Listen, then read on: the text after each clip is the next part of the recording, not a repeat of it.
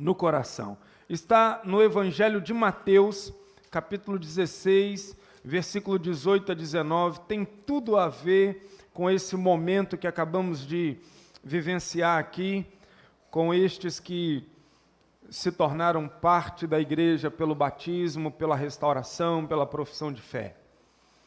Evangelho de Mateus, capítulo 16, versículo 18 e versículo 19.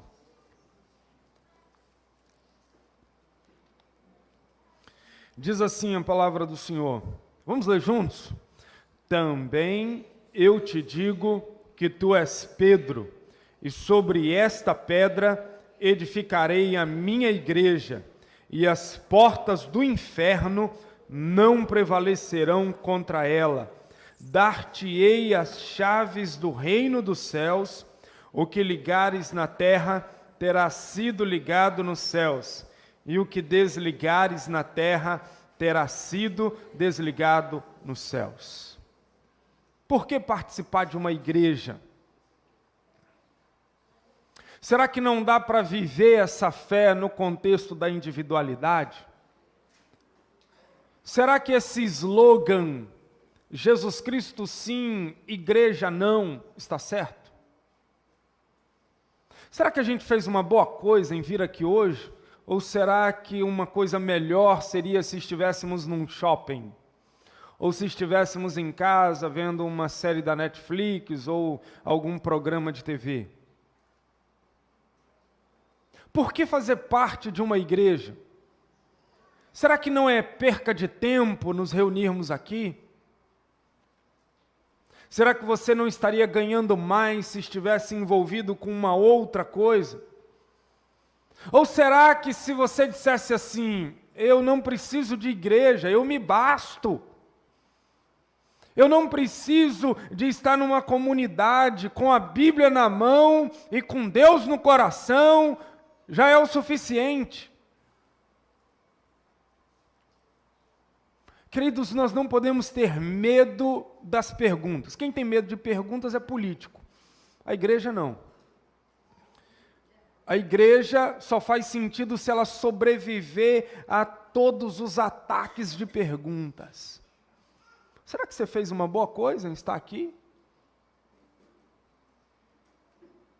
Fique com estas perguntas aí no seu coração. E veja se estas perguntas serão respondidas até o final desta mensagem. Vamos suspender um pouquinho, fique com estas perguntas. E eu quero seguir aqui falando sobre a igreja. E aí você vai fazendo comparações. Se realmente faz sentido estar numa igreja, ou se você pode prescindir da igreja e viver bem. Então eu quero falar neste início sobre o que a igreja não é.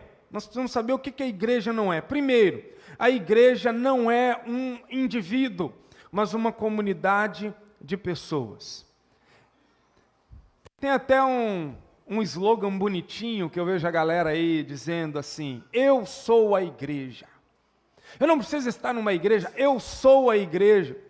Ô, gente, é até bonito esta frase, eu sou a igreja, só não é bíblica. Só não é bíblica.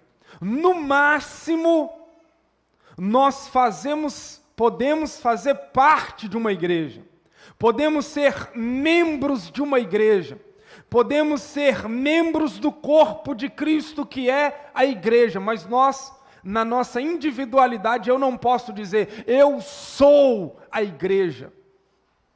Até porque quando você lê Mateus 18, de 15 a 17, lá Jesus nos ensina como é que a gente deve lidar com os conflitos que vão surgindo dentro da igreja. Jesus diz assim, olha, se algum irmão pecar contra ti, vai conversar com ele sozinho. Se ele entender a situação, você ganhou o seu irmão, bola para frente, está tudo resolvido. Se ele não te ouvir, você chama uma outra pessoa ou duas, vai ao encontro dele e conversa com ele. Se ele não ouvir a você e estas testemunhas, então leve o caso à igreja. Veja igreja como coletivo, igreja como comunidade de pessoas.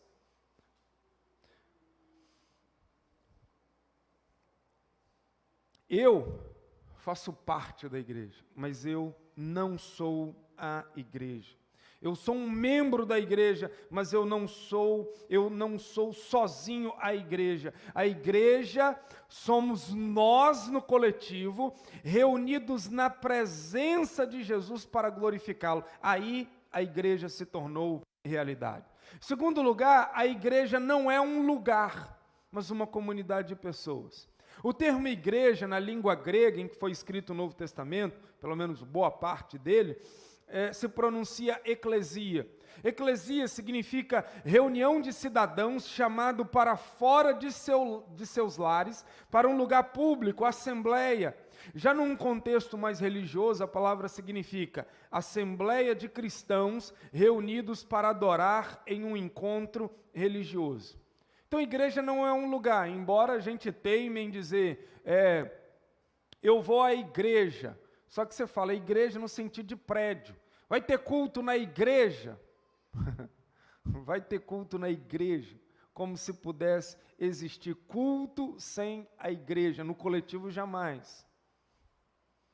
Mas a gente insiste em dizer, eu sou da igreja que fica na rua Antônio Santos Leão, número 500, Barra do Jucu, Vila Velha, Espírito Santo. Igreja não está em um lugar. A igreja está numa comunidade de pessoas que podem se reunir em qualquer lugar. E ali a igreja de Cristo se estabelece.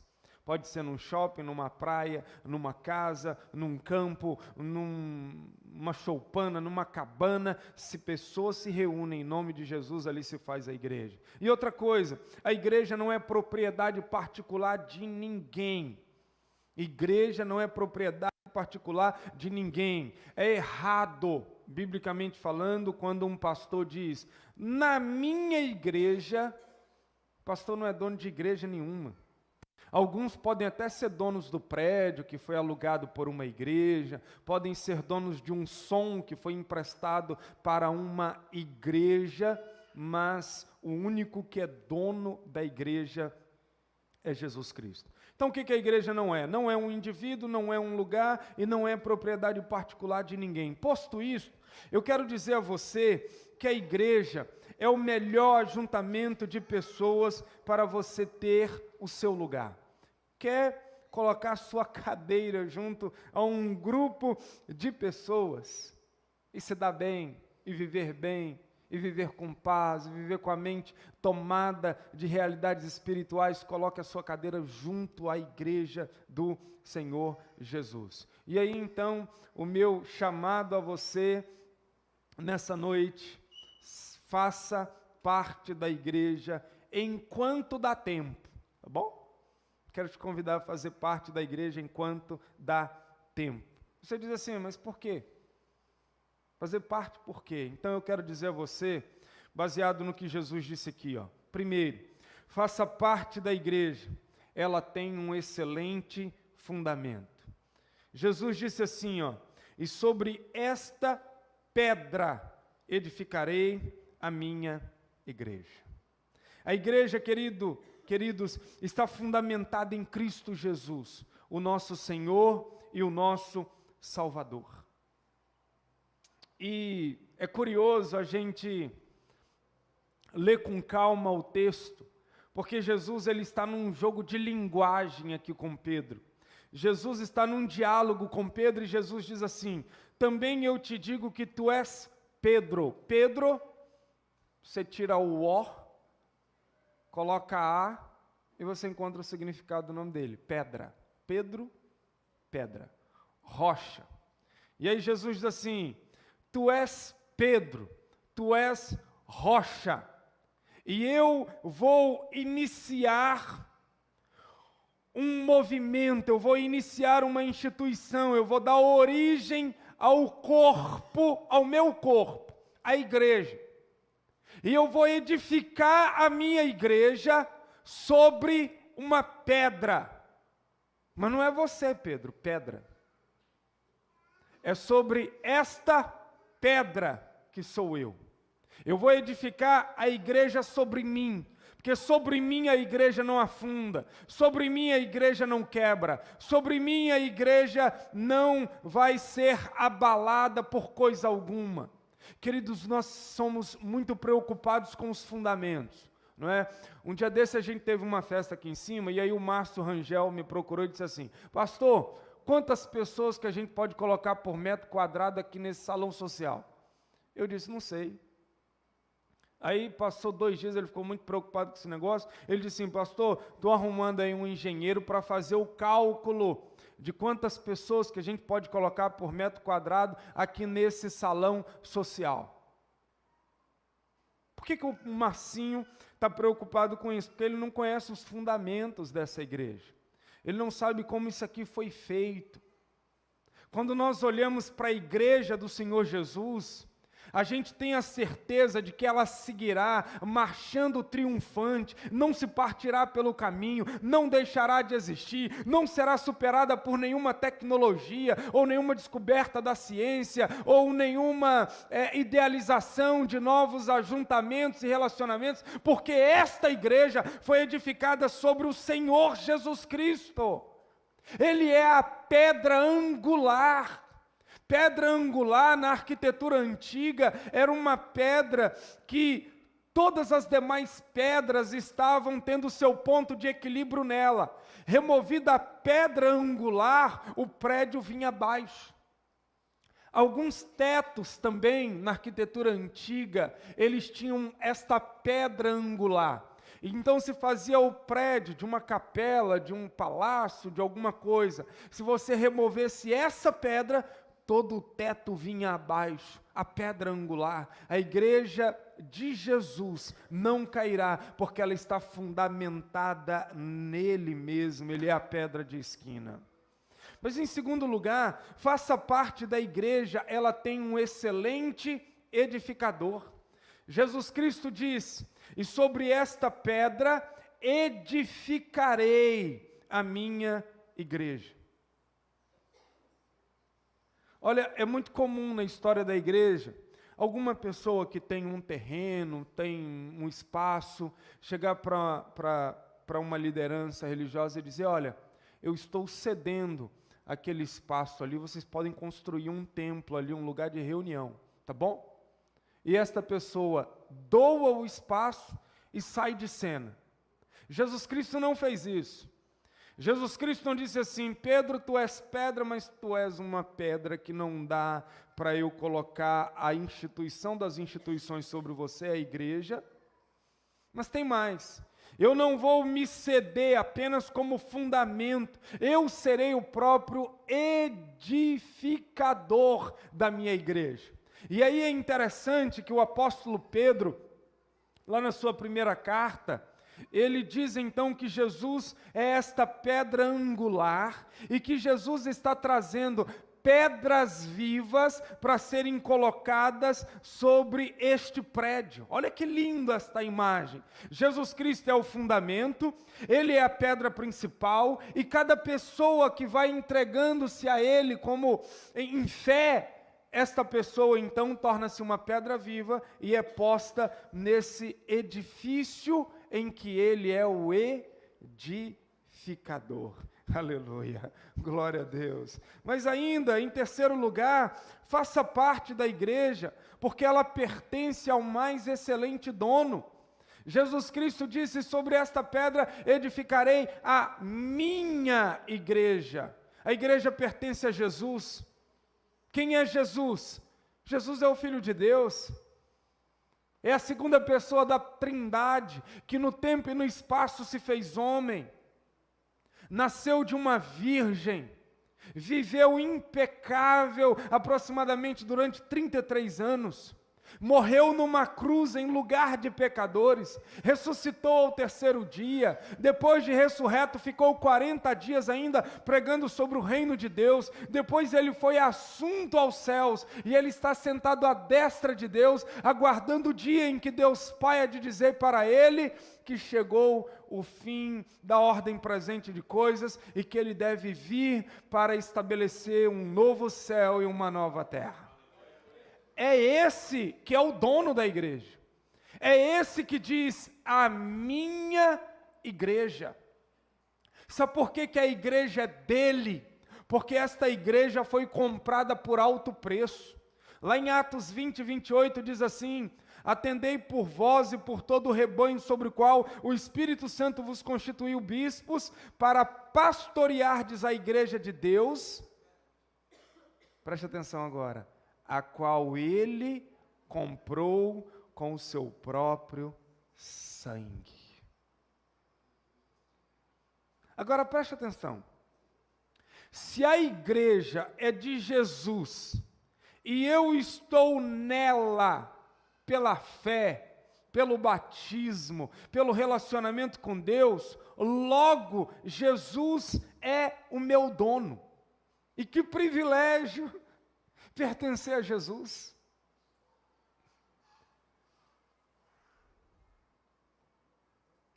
Será mesmo que é perca de tempo fazer parte da igreja de Jesus? Sendo que Ele é aquele que venceu a morte, sendo que Ele é aquele por meio de quem Deus o Pai manifesta o seu amém e o seu sim? Será que é mesmo uma brincadeira religiosa essa de fazer parte da igreja de Jesus? Se esta igreja é dele, e se você estiver nela, logo Ele será o seu dono. E queridos, isso aqui não é algo que gera em nós escravidão, ou esse senso estúpido de pensar que, em sendo de alguém, eu estou escravizado e preso. Não, se eu estiver em Jesus, eu estarei na liberdade, porque quando Cristo nos liberta, verdadeiramente seremos livres. Nele nós vamos encontrar vida abundante. Que privilégio poder dizer: eu neste mundo pertenço a alguém, existe um dono sobre a minha vida, e esse dono é o Senhor Jesus Cristo. Em quarto lugar, faça parte da igreja, ela segue numa marcha vitoriosa. Olha o versículo 18, Jesus diz: e sobre esta pedra, Ele mesmo, edificarei a minha igreja, e as portas do inferno não prevalecerão contra ela. Queridos, a gente não está numa proposta que a qualquer momento ela pode sucumbir. Nós não estamos dentro de uma igreja que pode ser determinada por leis feitas por uma Câmara de Deputados ou de senadores e ratificada por um presidente. A política não pode destruir a igreja. Nenhum movimento político pode parar a marcha triunfante desta igreja. Queridos, esta igreja é tão poderosa que é ela que está indo até aos portões do inferno e está batendo lá com o evangelho de Jesus, com a fé em Cristo Jesus, e esses portões do inferno não prevalecerão, ou seja, não resistirão ao poder e ao impacto da igreja. Irmãos, nós estamos num momento de política. E tem algumas pessoas que nesse momento de pleito, elas dizem assim: eu não vou votar em fulano não, que eu vou perder meu voto. Quero votar em quem eu vou ganhar. Eu fico pensando se as pessoas não querem nem perder o voto, quanto mais perder a vida eterna. Quanto mais ficar para trás, quanto mais perder o bonde da história. Queridos, quem escreve a história é a igreja do Senhor Jesus. Todo mais é apêndice, notas explicativas, coisas do tipo. A história está nas mãos da igreja. Mas eu ainda digo a você o seguinte: faça parte da igreja, ela tem as chaves do reino nas mãos. Olha o versículo 19: dar-te-ei as chaves do reino dos céus.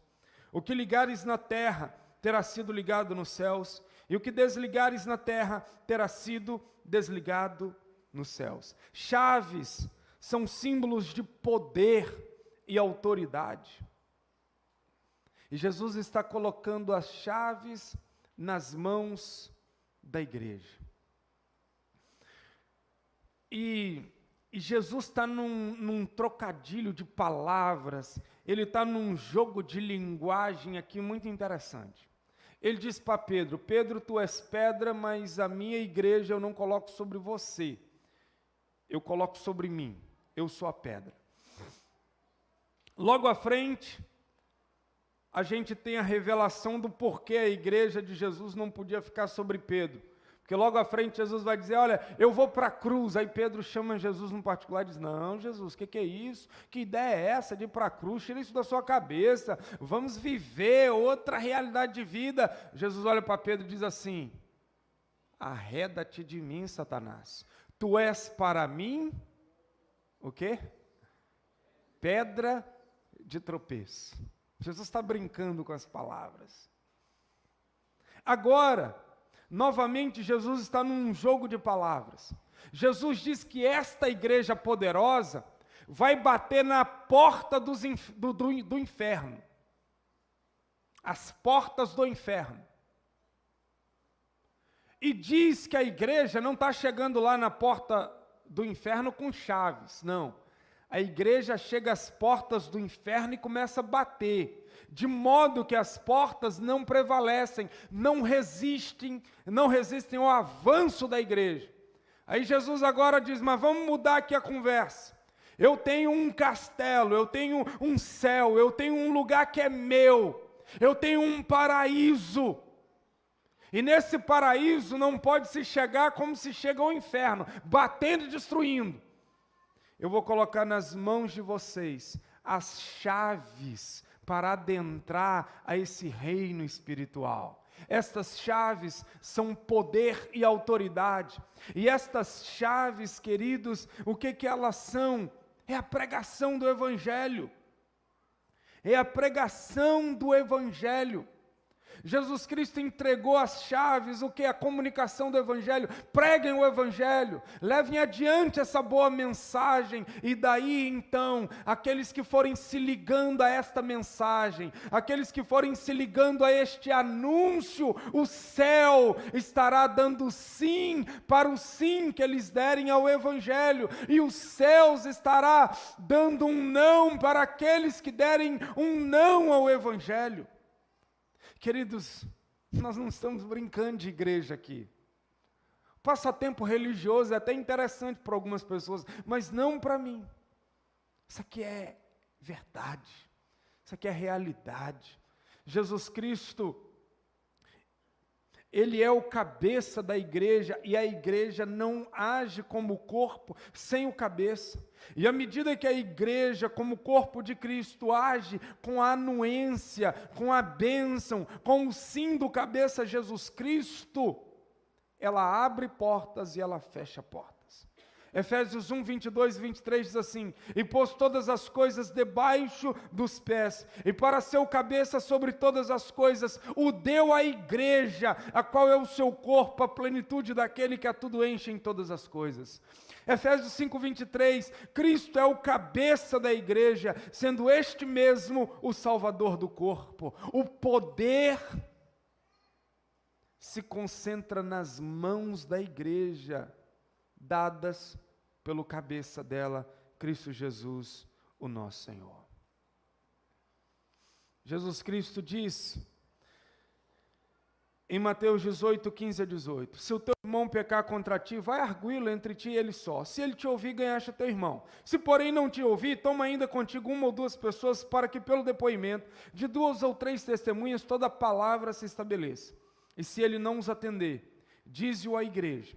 E se recusar a ouvir também a igreja, considera-o como gentio e publicano, ou seja, como um pecador não arrependido. Em verdade vos digo, que tudo que ligares na terra terá sido ligado nos céus, e tudo que desligares na terra terá sido desligado nos céus. Nesse tempo em que o Bruno esteve afastado da igreja por disciplina, em alguns momentos, nesses quase 2 anos, eu fiquei a pensar: meu Deus, e se o Bruno morre agora? Se ele parte agora, de costa para a igreja, vivendo na prática do pecado? Queridos, isso é muito sério, porque as chaves do reino está aqui, ó, nas mãos da igreja. Nas mãos da igreja. Eu encerro essa mensagem dizendo para você o seguinte: faça parte da igreja, enquanto Jesus graciosamente a revela para você. Jesus edifica a sua igreja e ele não esconde esse plano do apóstolo Pedro. Versículo 18, também eu te digo que tu és Pedro. Ou seja, Jesus está revelando para Pedro o propósito dele por meio da igreja. E você que está aqui hoje, ei, Jesus está revelando para você qual é o propósito dele por meio da igreja. Você quer dar um passo de fé hoje e fazer parte da igreja de Jesus? Eu preciso dizer a você, respondendo às perguntas do início, não é possível alguém viver bem com Jesus descolado da igreja. Seria como alguém que não quer ser a noiva de Jesus, mas a amante. E Jesus não reconhece a amante, Jesus não tem amantes, Jesus tem uma noiva. E Jesus é fiel à sua noiva. Para relacionar-se com Jesus, tem que ser noiva, e a noiva é a igreja. Gente, não existe, deixa eu usar um linguajar chulo aqui para você entender. Não existe peguetes na relação com Jesus. Ou se é noiva de Jesus, ou não se tem relacionamento nenhum com Ele. E eu quero dizer a você, você não perdeu o seu tempo em vir a esse ajuntamento da igreja de Jesus. Vocês que se batizaram hoje, tomaram a maior decisão que vocês poderiam tomar debaixo dos céus. Vocês que professaram a fé aqui hoje, tomaram uma decisão muito sábia. Estar na igreja de Jesus é estar onde se concentra a presença dEle